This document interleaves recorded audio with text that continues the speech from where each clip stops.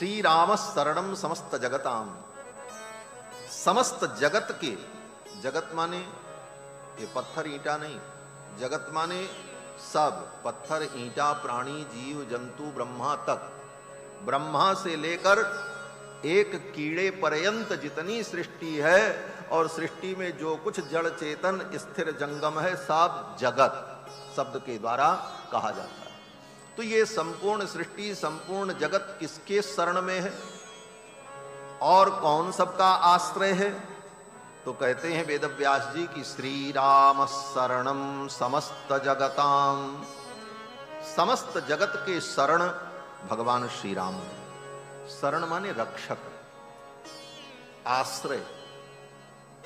अब ये विचारणीय है, रक्षक कौन है? बोले केवल भगवान ही रक्षक हैं और कोई रक्षक नहीं है। बोले हां, एकमात्र भगवान को छोड़ करके और कोई रक्षक नहीं है। और अगर आपको ये भ्रम है कि कोई हमारा रक्षक है तो इस भ्रम को आप निकाल दो। श्री राम शरणम समस्त जगताम, समस्त जगत के रक्षक एकमात्र भगवान है। इस पर विचार किया आचार्यों ने कि और किसी को अगर तुम रक्षक मान रहे हो तो वो तुम्हारा भ्रम है और हो सकता है समय आने पर तुम्हारी रक्षा न हो, तुम धोखे में रह जाओ। इसलिए अभी समय है, मान लो, समझ लो, राम जी के अलावा कोई रक्षक नहीं। बोले पिता रक्षक है, तो कहते हैं पिता अगर रक्षक होता तो एक पिता तो हिरण्यकश्यपु भी था जिसने अपने बेटे को मारने में कोई कोर कसर बाकी नहीं रखी। आप निश्चिंत रूप से नहीं कह सकते कि पिता रक्षक है। आप कहोगे बेटा रक्षक है, बेटा बाप की रक्षा करेगा। बोले इसी संसार में एक बेटा कंस भी था जिसने अपने बाप को उठा करके कारागार में डाल दिया और स्वयं गद्दी पर बैठा। इसलिए बेटा रक्षा करेगा यह भी नहीं कहा जा सकता। कहोगे भाई रक्षा करेगा। बोले एक भाई रावण भी था जिसने अपने भाई को लात मार करके निकाल दिया। एक भाई बाली था जिसने अपने भाई की पत्नी और धन सबका हरण कर लिया। कैसे कहोगे कि भाई रक्षक है? कहो मां रक्षक होगी। पुत्र भले कुपुत्र हो जाए लेकिन मां कभी कुमाता नहीं होती। बड़ी बड़ी पंक्तियां बोल दी जाती हैं, पुत्रो कुपुत्रो जाए तो न तदपि माता कुमाता न होती। क्या है बताओ भाई, हम तो भूल गए। पुत्रो कुपुत्रो जाए तो तदपि माता कुमाता न भवति इत्येवम्। ये पंक्तियां मां की प्रशंसा में हैं और मां की प्रशंसा करनी चाहिए, भाव रखना चाहिए। मां के रूप में भगवान का ही अनुभव करना चाहिए। तुमेव माता च पिता तुमेव। परंतु जब ज्ञान की दृष्टि से, तत्व की दृष्टि से चिंतन किया जाता है तो हर चीज की परीक्षा होती, परीक्षण होता है। परीक्षण किया आचार्यों ने। मां रक्षक है, अगर मां को रक्षक मानो तो एक मां कुंती भी थी जिन्होंने अपने पुत्र कर्ण को ले जाकर के नदी के किनारे फेंक दिया। क्यों? बोले विवाह के पहले वो संतान पैदा हुई, समाज क्या कहेगा, लोक लज्जा के भय से अपने नवजात शिशु को नदी के तट पर फेंक दिया। चाहे कुत्ता नोच के खा जाए, चाहे सियार नोच के खाए। अपनी लज्जा और अपने सम्मान के लिए उस नवजात शिशु को मां ने फेंक दिया। और ये कोई नया नहीं है, आज भी कितने फेंके बच्चे ऐसे मिलते हैं कचरे में। कैसे कहोगे कि मां रक्षक? फिर कहा आचार्यों ने कि देवता रक्षक है। देवता को रक्षक मानेंगे, देवता हमारी रक्षा करेंगे। बोले जो देवता अपनी रक्षा नहीं कर पाते वो तुम्हारी क्या करें? रावण जब गदा लेकर के पहुंचा स्वर्ग में, वो देवताओं को खदेड़ने लगा तो देवता को स्वर्ग छोड़ करके भागने के लिए मजबूर होना पड़ा। गोस्वामी तुलसीदास जी कहते हैं कि रावण आबत सुनहु सकोहा, रावण आबत सुनहु सकोहा, देवन तके मेरु गिरि खोहा, देवन तके मेरुगिर खोहा, रावण आवत सुनहु सकोहा, रावण आवत सुनहु सकोहा, रावण आवत सुनहु सकोहा। रावण आ रहा है गदा लेकर के, क्रोध में। देवताओं ने सुना, सुन करके ये स्थिति हो गई देवताओं की कि स्वर्ग छोड़ करके भाग गए। और गए कहां? बोले देवन तके मेर गिर खोहा, सुमेरु पर्वत की कंदराओं में जाकर के छिप गए, गुफाओं में देवता लोग। बोले जो रावण स्वर्ग में आ सकता है वो इस कंदरा में नहीं आएगा, वो तो गदा लेके वहां भी पहुंच जाएगा। तो बचने के लिए कंदरा में जाकर के छिपने की क्या जरूरत थी? देवताओं ने सोचा ये जो कंदरा होती है, गुफा होती है ना, गुफा बड़ी छोटी होती है, गुफा में घुसने के लिए सिर झुका करके भीतर जाना पड़ता है, उसका दरवाजा बहुत छोटा होता है। देवताओं ने सोचा ये रावण बड़ा अभिमानी है, इसे सिर झुकाना आता नहीं है, और यहां आएगा तो गुफा में घुसने के लिए सिर झुकाना पड़ेगा, वो सिर झुकाएगा नहीं, यहीं से लौट जाएगा तो हम बच जाएंगे। इसलिए वे देवता जाकर के गुफा में छिप गए। देवन तके मेरी गिर खोहा। तो जो अपनी रक्षा नहीं कर सकते वो हमारी क्या रक्षा करेंगे? प्रश्न तो बोले इन देवताओं के भी राजा जो इंद्र है वो रक्षा करेंगे।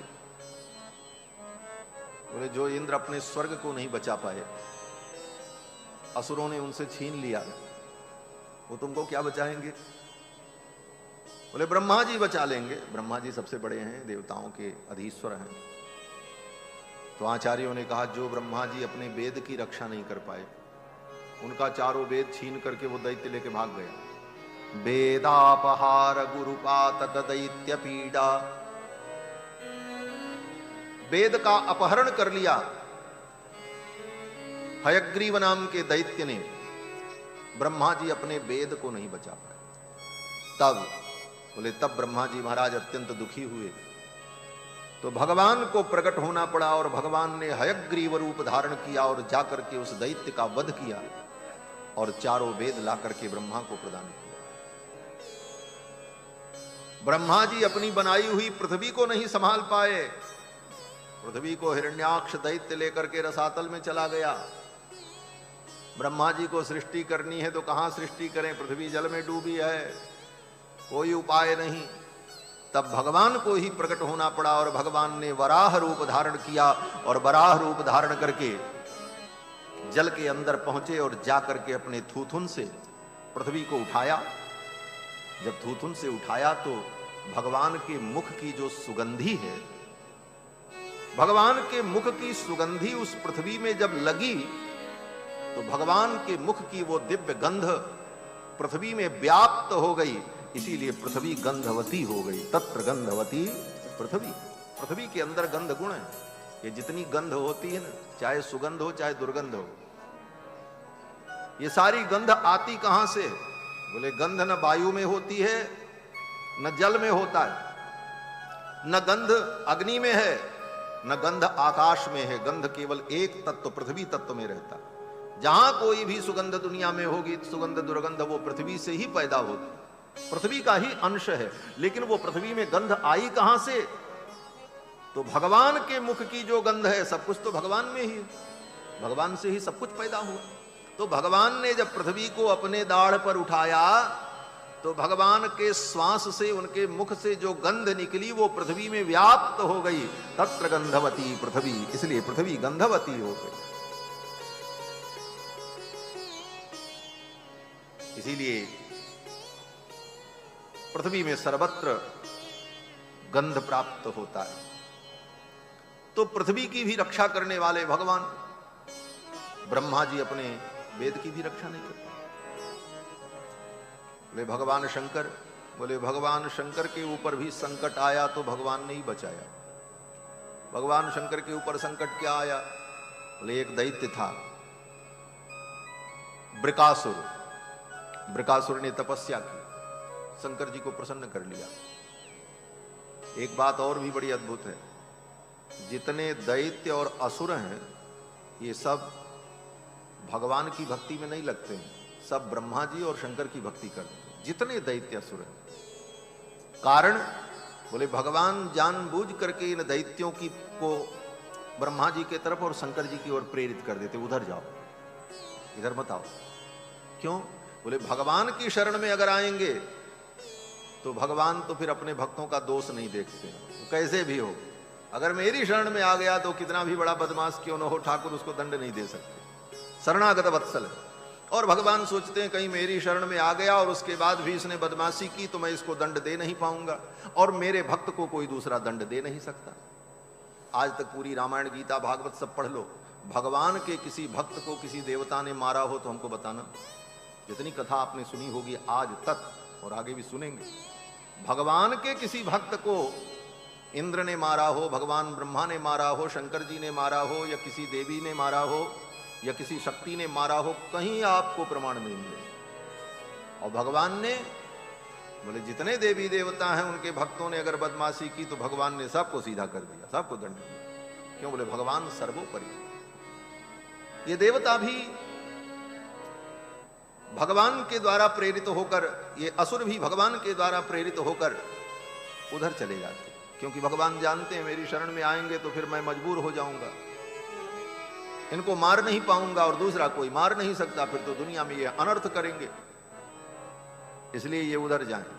अगर ये ठीक हो गए तो अच्छी बात है, फिर धीरे धीरे मेरी शरण में आ जाएंगे, अगर ठीक नहीं हुए तो समय आने पर मैं इनको दंड दूंगा।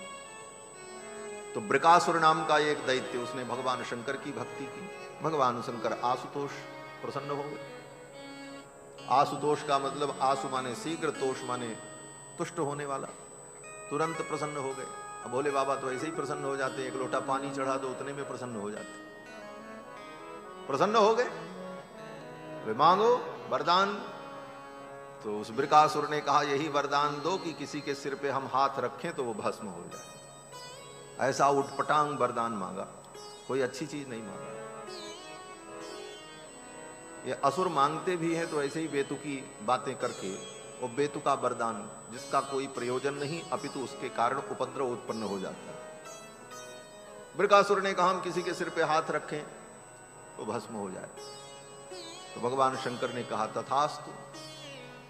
और जब तथास्तु कहा तब बृकासुर ने सोचा कि अब वरदान तो मिल गया, लाओ इसको ट्राई करें, सही है कि गलत है,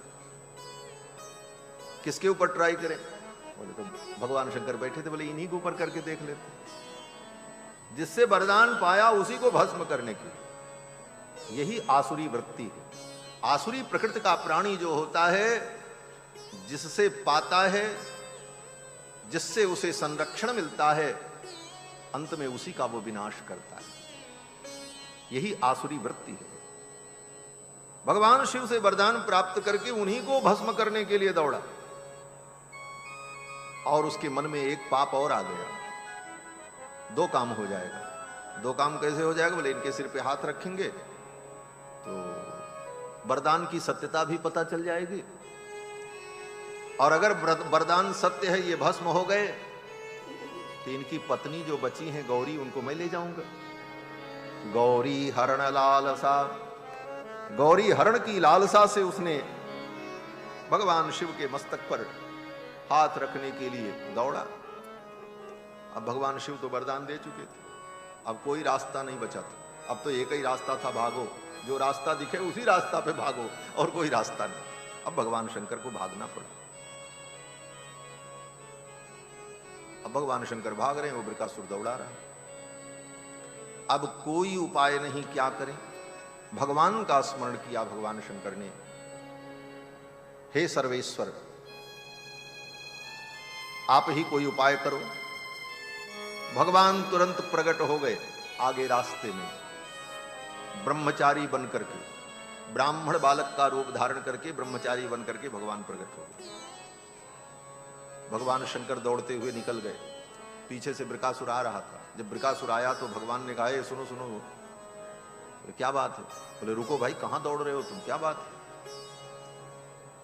बोले इनको भस्म करने के लिए दौड़ रहे हैं। बोले क्यों भस्म करना चाहते? बोले इन्होंने वरदान दिया है, उसी वरदान का परीक्षण करना चाहते हैं। भगवान ने कहा कहां तुम चक्कर में पड़ गए दैत्यराज, इतने बुद्धिमान होकर और इतने बलशाली होकर के तुम इनकी बात पर विश्वास करते हो? अरे इनकी बात में विश्वास मत करना, ये तो भोले बाबा हैं, ये तो अपनी मस्ती में रहते हैं, कुछ भी कह देते हैं, इनके वरदान वरदान में कोई शक्ति उक्ति नहीं है। उस बृकासुर ने कहा यही तो मैं परीक्षा लेना चाहता हूं, देख लूं इनके वरदान में शक्ति है कि नहीं। बोले तो इसके लिए इतना भागने की और दौड़ने की क्या जरूरत है, अपने ही सिर पर हाथ रख करके देख लो। दैत्य ने कहा अपने सिर पर अगर हाथ रखे तो कहीं भस्म हो गए तब क्या होगा? बोले तो ऐसा करो, सीधे सीधे हाथ मत रखना, धीरे धीरे ऐसे हाथ लेकर के आना, धीरे धीरे नजदीक ले आना, जब गर्मी लगने लग जाए तो हाथ हटा लेना, पता चल जाएगा कि वरदान सत्य है। बोले हाँ ये जुक्ति बहुत बढ़िया है। भगवान ने ऐसी माया फेरी, बृकासुर को समझ में आ गया। बृकासुर अपना हाथ ऐसे किया, रखने चला। भगवान ने कहा अरे रखो निश्चिंत होकर के, इनके वरदान में कोई शक्ति नहीं है। और नीचे हाथ लाया डरते डरते, तो भगवान ने कहा कुछ गर्मी लगी? बोले नहीं कुछ गर्मी नहीं लगी। बोले निश्चिंत रहो, कोई बात नहीं, कुछ होने वाला नहीं। अब वो गर्मी क्या लगती, वो तो वरदान था, कोई हीटर तो था नहीं कि धीरे धीरे गर्म होता। हीटर में धीरे धीरे गर्मी आती है ना, वो राड उसकी लाल होती, तो कोई हीटर तो था नहीं, वो तो वरदान था ब्रह्मा का, वो भगवान शंकर का। वो दैत्य ने ज्यों ही अपने सिर पर हाथ रखा वहीं भस्म हो गया। जब भस्म हो गया तब भगवान शंकर को शांति मिली।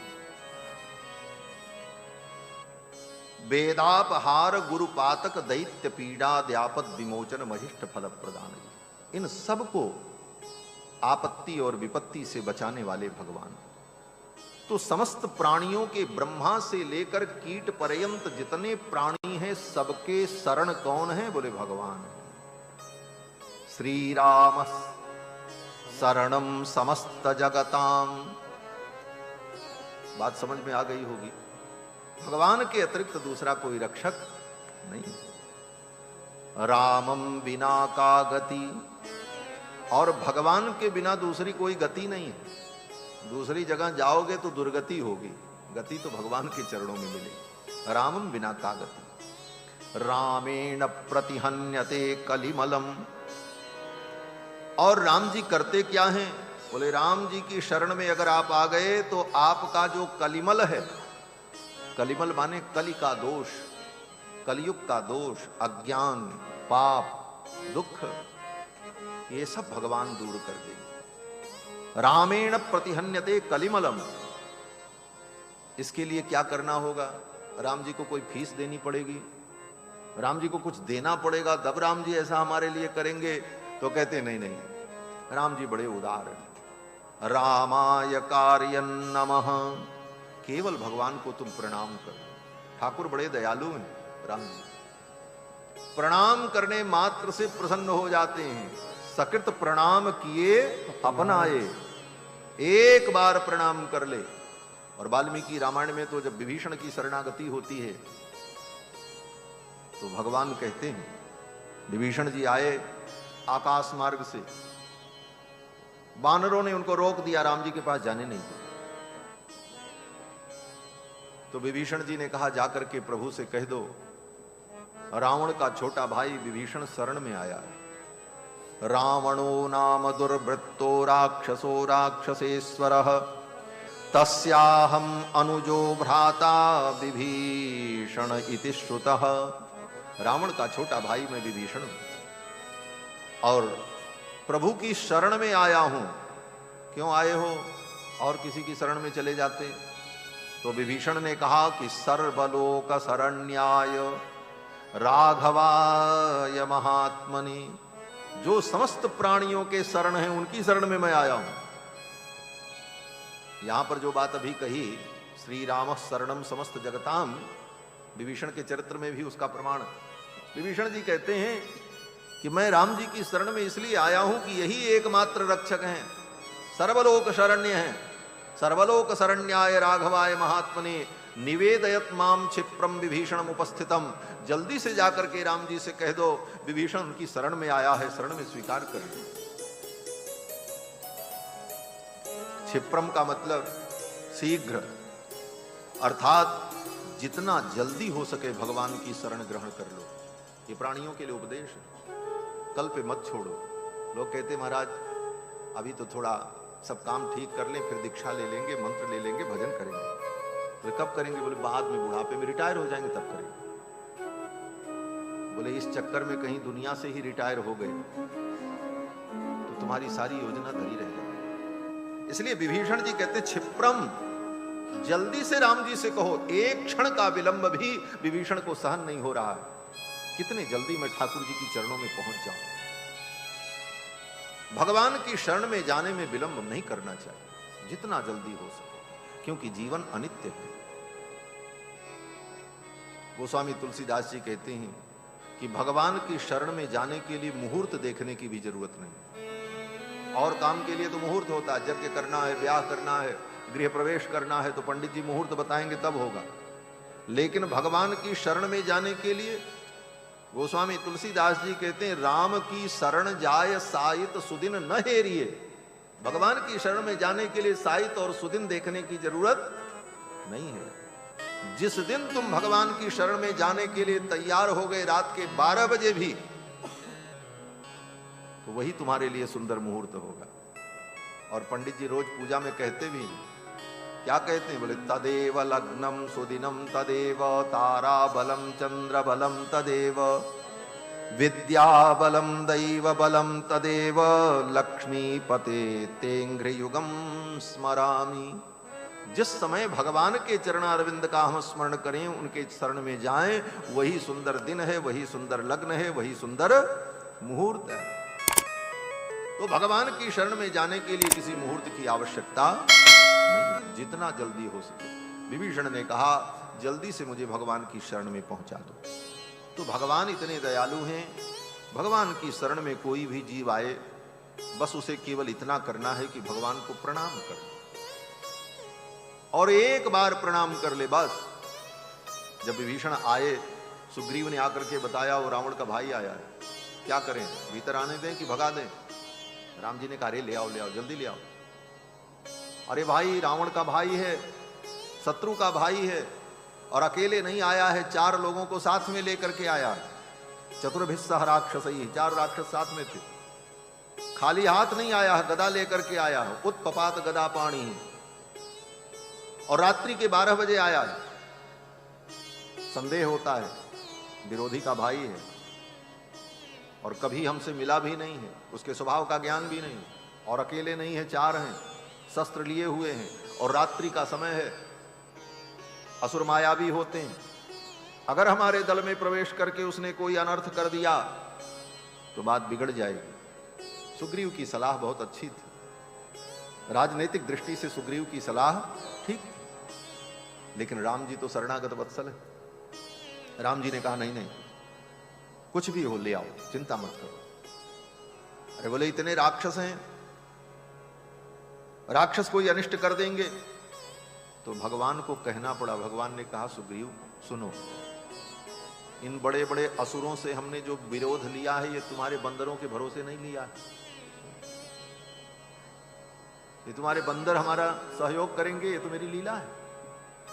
और जहां तक इन असुरों की बात है, तो भगवान ने सुग्रीव से कहा पिशाचान दानवान क्रूरान पृथिव्याम चैव राक्षसान। ये वाल्मीकि रामायण के वचन है। पृथ्वी पर जितने राक्षस हैं, पिशाच हैं, असुर हैं, सुग्रीव अंगुल्यग्रेण ताम हन्यम इच्छन हरिगणेश्वर। ऐसे ही किया। भगवान ने कहा अपने अंगुली के अग्रभाग से, माने उंगली के आगे वाले हिस्से से मैं इनको समाप्त कर सकता हूं। ये राम जी का ऐश्वर्य है। राम जी ने कहा अंगुल्यग्रेण ताम हन्यम इच्छन हरिगणेश्वर। हे वानरराज, मैं अपनी उंगली के अग्रभाग से इन सब को मार सकता हूं, इसलिए तुम डरो मत, ले आओ विभीषण को। आनयैनम हरिश्रेष्ठ दत्तमस्या भयम मया। मैंने विभीषण को अभय दे दिया, ले आओ। और विभीषण जी जब आते हैं तो भगवान ने यही कहा, एक बार सकृदेव प्रपन्नाय, एक बार अगर प्रपन्न होकर कोई कह दे कि हे प्रभु मैं आपका हूं, प्रणाम करके, भगवान कहते हैं बस इतने मात्र से मैं उसे स्वीकार कर लेता हूं। ऐसा स्वभाव किसका होगा महाराज? ऐसा स्वभाव तो राम जी का है। और ऐसे स्वभाव को सुनकर राम जी के चरणों में भक्ति नहीं हुई, मन में भगवान के प्रति प्रेम नहीं हुआ, तो गोस्वामी तुलसीदास जी कहते हैं धिक्कार है तुमको, तुम्हारे लिए तो तुम तो मिट्टी खाओ, धूल खाओ, तुम्हारे लिए और कोई रास्ता नहीं है। सुन सीतापति शील सुभाहु, सुन सीतापति शील सुभाहु, सुन सीतापति शील सुभाहु, मोदिन मलि तन पुलक नयन जल, मोदिन मन तन पुलक नयन जल, सोनर खे हरि खाऊ, सोनर खे हरि खाऊ, सुन सीतापति शील सुभाहु, सुन सीतापति शील सुभाहु, सुन सीतापति शील। सुन सीतापति शील स्वभाव। सीतापति रघुनंदन के स्वभाव को सुनकर मन प्रसन्न नहीं हुआ, तन पुलकित नहीं हुआ, और ऐसे ठाकुर के चरणों में भक्ति नहीं हुई, तो गोस्वामी जी कहते हैं सो नर खेहरि खाहू, वो तो मिट्टी खाए, उसके मुंह में धूल पड़े। क्या स्वभाव है भगवान का? वे भगवान का स्वभाव ऐसा मधुर है कि खेल में भी राम जी इतना संकोच करते हैं कि जब खेलते भी हैं तो भरत जी और राम जी की अलग अलग पार्टी बन जाती है, और एक पार्टी के नेता भरत जी, एक के राम जी। खेल शुरू हुआ, जीतेगा कौन? बोले राम जी को कौन जीत सकता है, चाहे खेल हो चाहे कुछ भी हो, राम जी राम जी।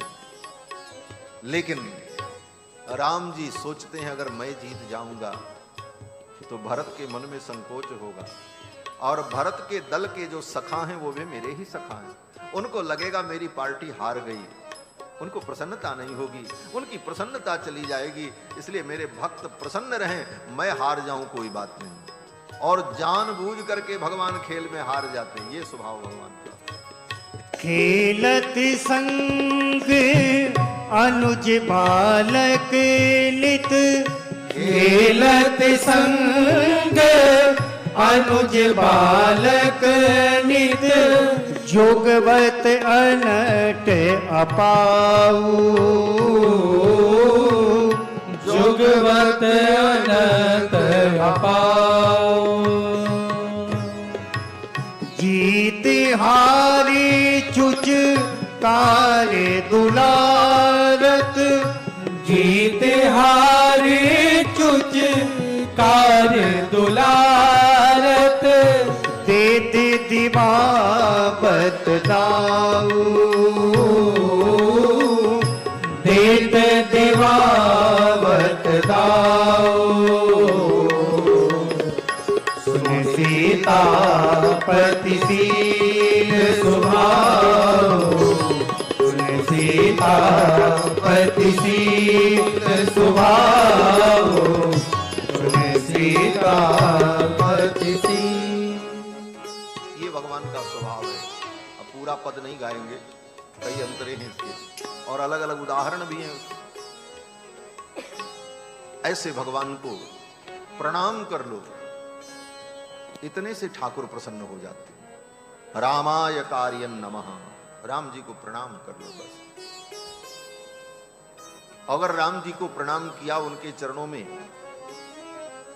शरणागति की, तो कहते हैं फिर तुम्हें डरने की जरूरत नहीं है। क्यों? बोले आप किससे डरे?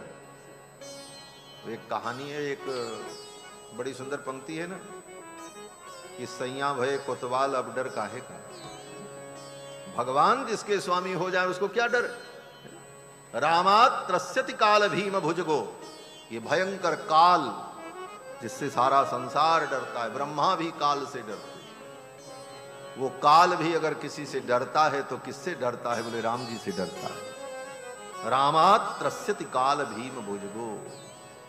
इसीलिए संतों ने कहा कि काल के भी डर से न डरना चाहिए, सीताराम सीताराम